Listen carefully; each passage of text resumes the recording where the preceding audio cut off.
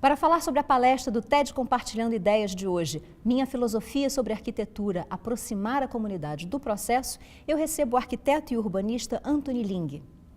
Anthony, obrigada pela sua presença aqui hoje. Todo arquiteto é urbanista?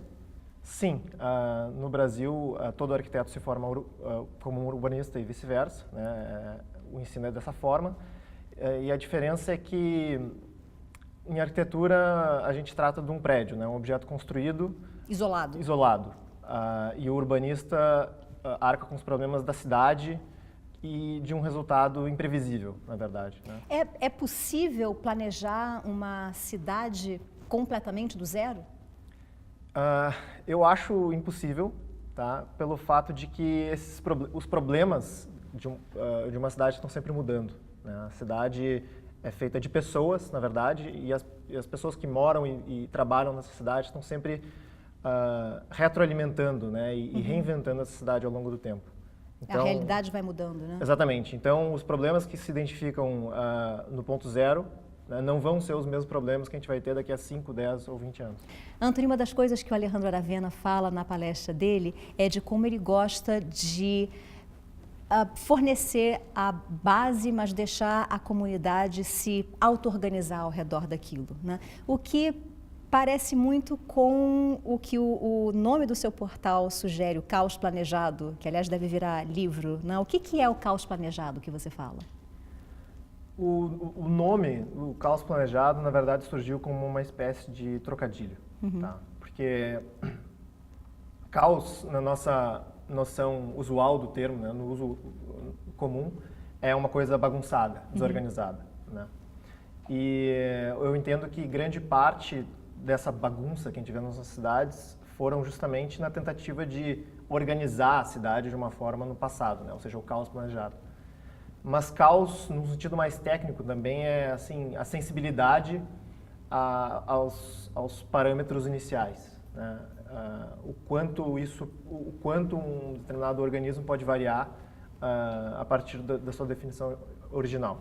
Quer dizer, você está usando a definição da física mesmo do que é o caos, né? Exato. Então, hoje, estudiosos sobre a cidade, eles identificam que cidades podem sim ser considerados como sistemas caóticos, mas não no sentido de serem bagunçados, né? Mas sim de gerarem assim digamos, uma ordem emergente a partir das suas condições iniciais. Exato. O que quer dizer, então, que essas condições iniciais são extremamente importantes. É essa a ideia? Sim, são importantes e, assim, a gente está em política urbana, em planejamento, né? A gente enfrenta esses sistemas caóticos como se eles não fossem caóticos, né? A gente está sempre tentando direcionar ele para um lugar ou criar uma imagem que a gente tem na cabeça de o que deve ser a cidade, né, gerando uma série de distorções nesse crescimento urbano. Então, parece que você concorda bastante com a proposta do Alejandro Aravena de dar a base inicial e deixar as famílias se auto-organizarem daí em diante. Você acha que ele deu sorte nesse caso ou você acha que a ideia é essa mesmo, que isso funciona? Não, eu acho que não. Eu acho que ele acreditou, né, e ele acreditou no potencial que as favelas têm hoje, né? É porque as favelas são completamente auto-organizadas, né? Sim, sim. O estado inicial é o terreno, no Rio de Exato. Janeiro, por exemplo, errático. Exato. O problema que eu vejo nas favelas é o fato de elas não terem acesso ao mundo formal, digamos, né? As favelas não têm, digamos, títulos de propriedade definidos, pelo menos não fora da favela, né? Porque dentro da favela, normalmente eles têm títulos deles. Você acha que isso faz uma diferença prática? Enorme, enorme. Porque, assim, a gente olha para as favelas e a gente pensa, bom, isso é auto-organização, não funciona.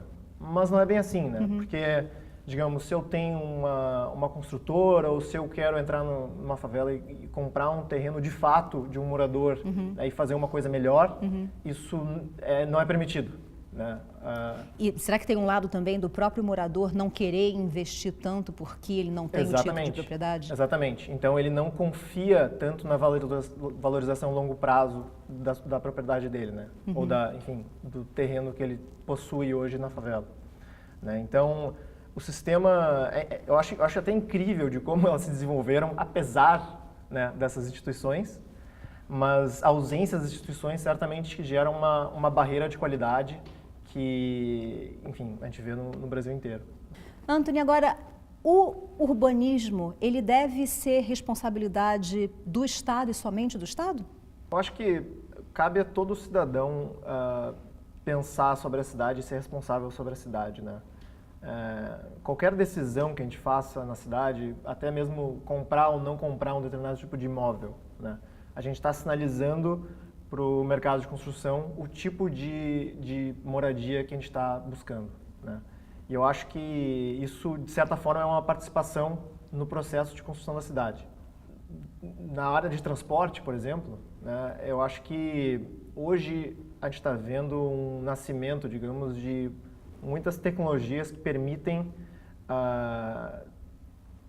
que os próprios cidadãos sejam parte do sistema de transporte, né? Por exemplo, o próprio Uber, aí, que está gerando uma grande polêmica no Brasil inteiro, é uma empresa privada, né, que tá fornecendo serviço de transporte. Aliás, com mais um sistema auto-organizado, né? Exatamente. Então, parece que você concorda também bastante com essa ideia do Alejandro Aravena de que o urbanismo precisa ser participativo, precisa ter um envolvimento das comunidades. Com certeza. E, Antony, uma das coisas interessantes que o Aravena diz na palestra é que não há nada pior do que responder de maneira correta a pergunta errada. Em termos de urbanismo no Brasil, o que você diria que são as perguntas erradas? Tem perguntas que eu particularmente gosto de fazer, pensando em urbanismo, né? Quando a gente olha para a cidade e vê uma região da cidade que a gente não gosta ou que não está funcionando muito bem, é importante perguntar que tipo de regra gerou aquele resultado. Porque as nossas cidades hoje, diferente do que a gente imagina, elas foram e são muito planejadas, né? Existem milhares de regras que determinam o uso do solo, né, o uso do espaço público em todas as cidades. E quando a gente está olhando para planos futuros, né, e como desenvolver a cidade daqui para frente, é muito... assim, antes de tentar criar novas regras, né, determinando, enfim, outras visões que podem dar errado lá na frente, eu acho ainda mais importante entender, bom, como é que a gente chegou aqui? Por que isso aconteceu? Né, e como é que a gente previne que isso possa acontecer de novo? Então, antes de ficar pensando no futuro, a gente precisa olhar para trás e entender o que aconteceu com as nossas cidades. Sim, eu acho que sim. Por exemplo, tem regras hoje que estão sendo implementadas na própria cidade de São Paulo, com a revisão do plano diretor, que geram um resultado muito parecido, ou querem gerar um resultado muito parecido às cidades que tinham menos regulamentação urbana, como que a gente vê nos nossos centros históricos, né? Mas ter regras não é sinônimo de ter planejamento, é? Na maioria das vezes, sim. Essas regras, elas normalmente são determinadas pelos técnicos, né? Pelos grupos de planejamento das prefeituras, que esperam, com essas regras, gerar uma cidade melhor. Tá ótimo. Antony, muito obrigado pela sua presença. Foi um prazer conversar com você. Prazer. E eu espero que vocês tenham gostado do TED Compartilhando Ideias de hoje e até a próxima.